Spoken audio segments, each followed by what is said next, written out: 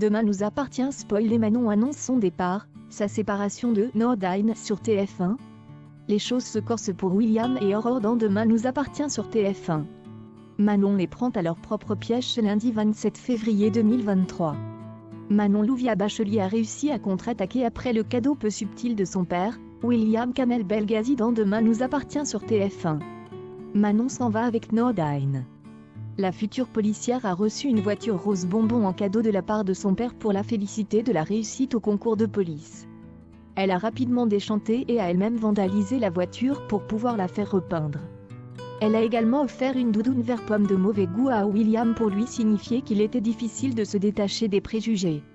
Aurore Julie de Bazac, au départ simple spectatrice, va elle aussi déchanter. Lundi 27 février, Manon annonce, peut-être pour duper ses parents, qu'elle est ravie d'être affectée reine finalement. C'est une ville étudiante, il y a plein de jeunes, la côte n'est pas loin, c'est joli.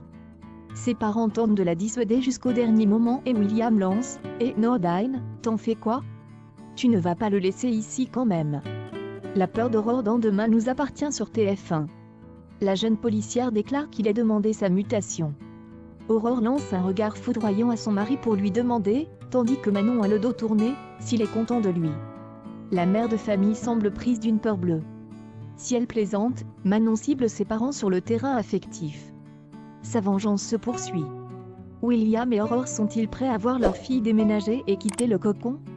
Dans ce même épisode, les policiers seront pris pour cible et des problèmes de voisinage troubleront le bonheur de Sarah et Roxane venant d'accueillir leur fille Nora. Que va-t-il se passer dans Demain nous appartient sur TF1 ce soir mercredi 22 février 2023 avec 1368? Avec qui est ce jeune qui en veut aux ados de 7?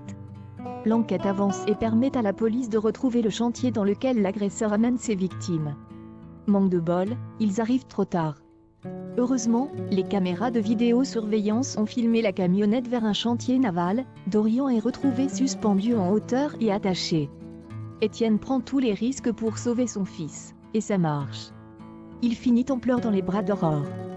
Adèle vient déjeuner avec Stefano Spoon, elle veut parler à Bart. Mais ce dernier l'évite, il estime qu'elle le nargue en venant ainsi avec son mec. Nathan reconnaît Stéphane, il dit à Mona et Bart que c'est le copain de Soraya. Alors qui est Stéphane pour Adèle?